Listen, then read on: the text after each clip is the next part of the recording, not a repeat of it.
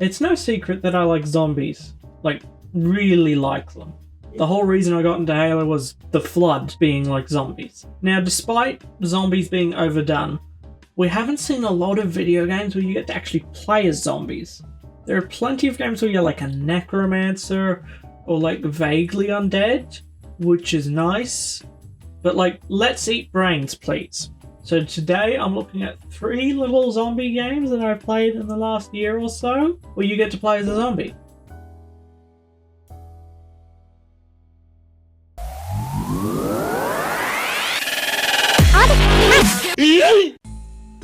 Stubbs the Zombie Rebel Without a Pulse is a third-person eat-em-up developed by Wide Load Games. No, I had not heard of them until now.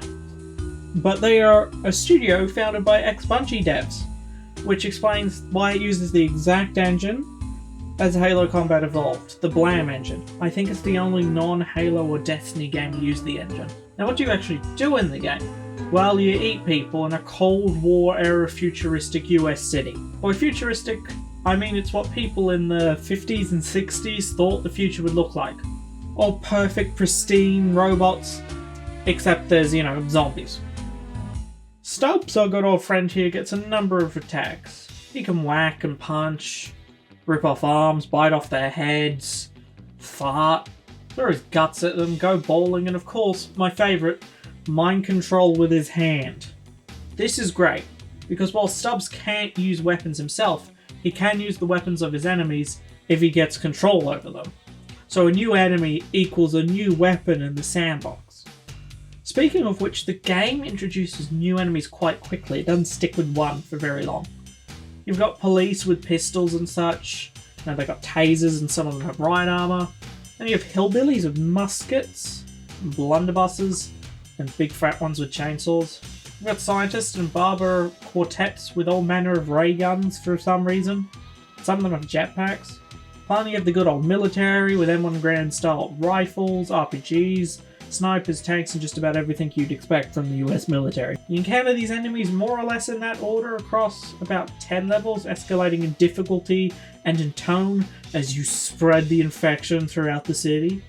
It's good dumb fun, especially in co-op. It's filled with a lot of obscene jokes, if you didn't work that out by, Stubbs' ability to fart as an attack. Ever wonder what would happen if you combine lemmings and zombies? I didn't, because I didn't know what lemmings was, but you get Zombie Night Terror. This is a game that I've actually done 4 videos on. This is me plugging it. Look, they're my videos, of course I'm going to plug them. So like Lemmings, it's a 2D pixel art puzzle game. Well, Lemmings was 2D pixel art because, the time. This is by choice. Unlike Lemmings, you're literally controlling things that are brain dead. So you get to control the zombies in the vaguest way possible. You don't tell them where to go, just where they can't go. But you can't tell them not to walk off a cliff. To do that, you need to mutate them into an overlord whose whole purpose in life is to act like a zombie turn signal so they don't prematurely off themselves by falling into a pit.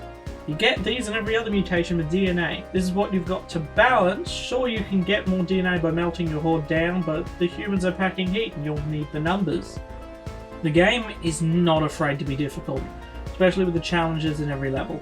The challenges, they can be anything from doing the level just really quickly to, hey, here's the actual Terminator. Go try and kill us.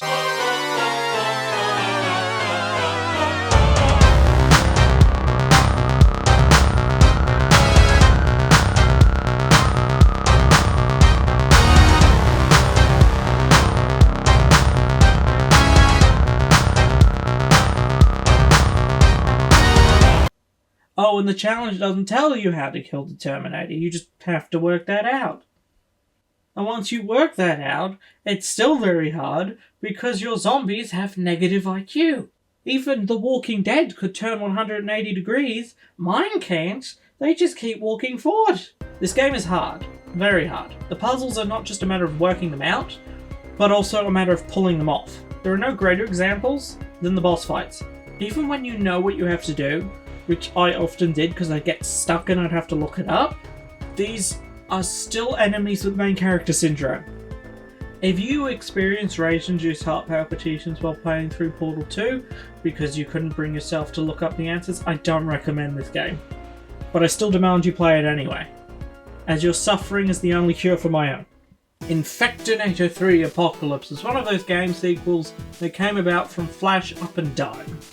Why, I don't remember. Screw you, Adobe, even though I'm editing this in Adobe software, so I really can't say that because I'm a hypocrite. Like the game discussed prior, you act as a zombie overlord of sorts. Except where that one was a puzzle game, this is a more vague global domination risk type game. In layman's terms, it's Plague Inc. with zombies. And oh boy, are there a lot of zombies. Like, a lot. There's tanks and tanks and tanks of all these different kinds. You've got regular ones, fat ones, fit ones, grabby ones, spitter ones, pea shooters, really fat ones, tanks, angry tanks, vampires, and Kroggy. Kroggy is the best boy because he makes my zombies run faster. Your domination isn't without its bumps, however. The more of the world you eat, the more the world will respond back by giving every single person in the mall body armor and rifles. Don't worry, they've also created a police team designed to rein in on your fun. Zit. They have laser guns and are incredibly durable. Endgame is a nightmare. It just gets absurd. I don't mean that in a positive or negative light, it's literally what it devolves into. You blow up entire continents, kill world leaders like Trump, who you also get a special zombie of. And he's completely useless. That reminds me, the world does respond to your rampage, both the entire world, and continents, and regions, all of which panic more and more and more as time goes on. This is where the steadily increasing civilian armaments come in and it gets ridiculous. If you decimate enough of the continent, their leader appears. These are boss fights. Most of the bosses themselves are easy, bar a few. It's the giant posse of armed bodyguards that causes the problem. Take Bieber here. He's completely defenseless.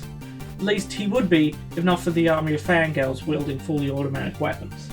If you kill everyone on a level, you're also guaranteed a body bag. These are loot boxes, but this game doesn't have microtransactions, so it gets a pass. Sweet, sweet dopamine. So yeah, that was a very simple rundown of 3 little games where you get to actually play as a zombie. This mini review was here to bridge the gap to my Dead Island Riptide review, which will happen at some point in the next century, maybe. Alright, thank you all for your patience and for watching. Go spend some money and eat brains. Toodles!